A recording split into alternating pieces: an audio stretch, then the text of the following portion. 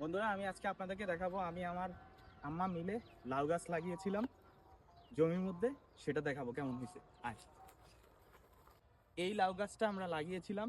এই লাউ গাছের মাচাটা এটা হচ্ছে আজ থেকে 2 মাস আগে লাগিয়েছিলাম। তো এই জমিতে পানি থাকে, পানি যাওয়ার সাথে সাথে আমরা এখানে কিছু মুড়া করেছি, মাটির মুড়া মুড়া করে দুইটা হচ্ছে চারা লাগিয়েছিলাম আমি আর আমার আম্মা মিলে। তো এখান থেকে আমরা অলরেডি 7-8টার মতো লাউ খেয়েছি। স্বামীন এদিকে আসো। এই যে এখন এখানে একটা লাউ আছে, ঠিক আছে, আরো দেখাইতেছি, এদিক দিয়ে আসো। এই যে এখানে আরেকটা আছে, তারপরে আরো দেখাইতেছি। এদিক দিয়ে আমরা এখন মাচার ভিতরে ঢুকবো, আসো।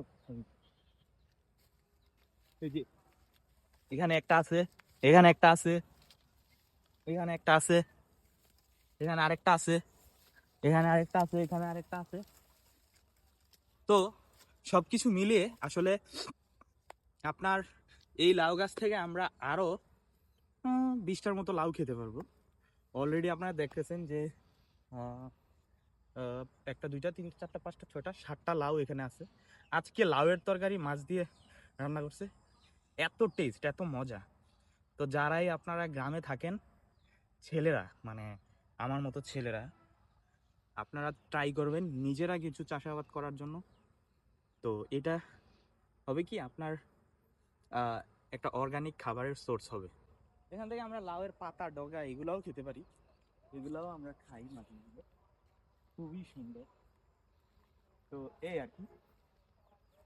আর এদিকে আরো লাউয়ের গাছ আছে, এগুলো আমার চাচিরা যেদিকে লাগিয়েছেন, তাহলে অবশ্যই আপনারা ছাদ বাগান করতে পারেন ছাদে।